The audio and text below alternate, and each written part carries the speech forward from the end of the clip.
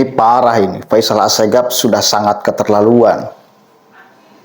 Karena kebenciannya kepada Presiden Jokowi dan karena jagoannya di Pilpres 2024 nanti berpotensi besar kalah, maka dia menghina, mengolok-olok Presiden Jokowi. Bahkan sekarang dia mengatakan Jokowi itu depresi, stres, mentalnya terganggu. Harus dibawa ke rumah sakit jiwa.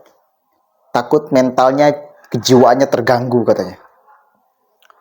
Sudah keterlaluan ente. Astagfirullahaladzim. Goblok Anda. Kurang ajar Anda. Orang yang berjasa memimpin Indonesia selama 10 tahun ini dianggap oleh si Faisal Assegaf sebagai mentalnya rusak, kejiwaannya rusak, gila dan lain sebagainya. Goblok. Dulu dia nggak milih Jokowi, sekarang seenaknya ngomong seperti itu. Dan kubu mereka kita tahu sama-sama yang teriak-teriak katanya demokrasi dirampas, demokrasi sudah hilang. Tolol. Gila. Ente ngomong kayak gitu Sal.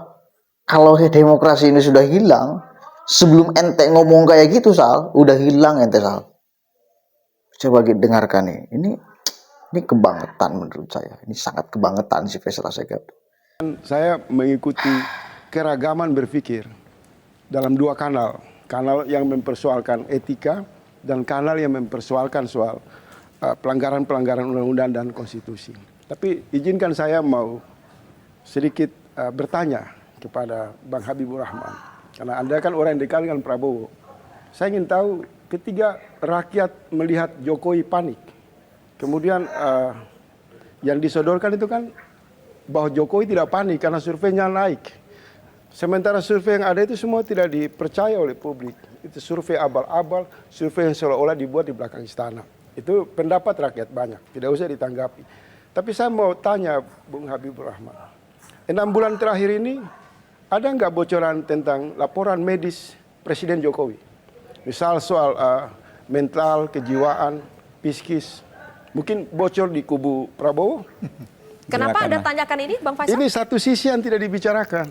Jadi kalau tadi dibicarakan, misal Bang Iqbal mengatakan Presiden panik, berarti alamatnya soal problem kesehatan. Kecemasan. Jangan-jangan menurut saya, ketika semua orang marah terhadap Jokowi melanggar etika, Jokowi menabrak aturan, sementara orang lupa tindakan kegilaan politik itu dilakukan Jokowi karena mungkin depresi, karena mungkin stres, karena kegilaan politik yang luar biasa. Nah ini perlu ada penjelasan yang luas kepada publik.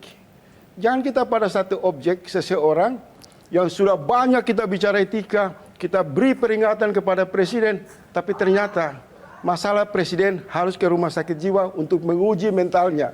Apakah tindakan-tindakan presiden itu wajar, bermartabat, terhormat dalam konteks negara bangsa, dalam konteks presidensial, dalam konteks untuk menjaga peradaban demokrasi. Kenapa ya Anda sampai meminta Presiden untuk mengecek kejiwaannya? Karena menurut saya begini, ada kalau tidak salah 5 pemimpin di dunia itu yang punya masalah.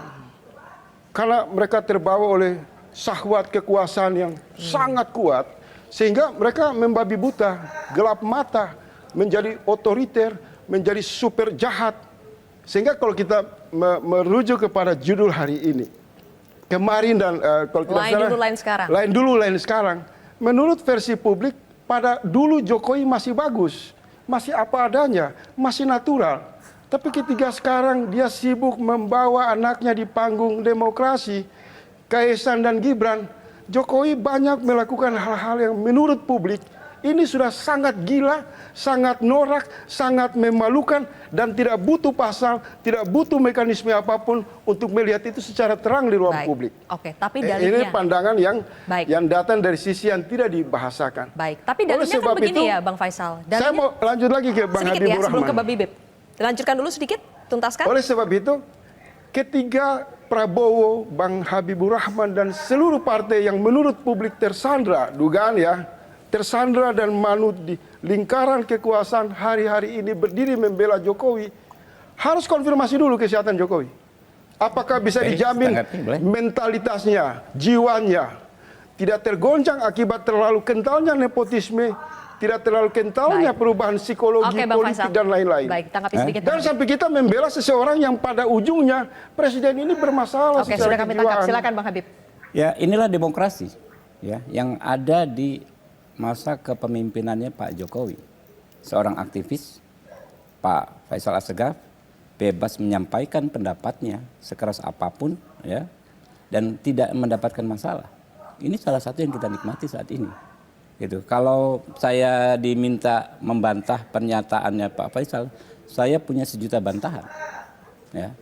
Soal ini kan bukan persoalan kesehatan Pak Jokowi yang disampaikan Pak Faisal. Kritikan beliau terhadap Saya tidak kritik, sikap politik saya Pak Jokowi dan Pak konfirmasi Prabowo. laporan Iya makanya kesehatan intinya kan bukan kejiwaan itu Pak Jokowi yang saya tangkap. Karena itu publik harus tahu. Jadi masyarakat. Jadi gini ya. Bang Habibur Rahman, ketika setiap Saya ucapan ngomong atau beliau presiden ngomong? itu, Ya. Bang Habibur Rahman izinkan saya luruskan supaya jangan terlalu bias.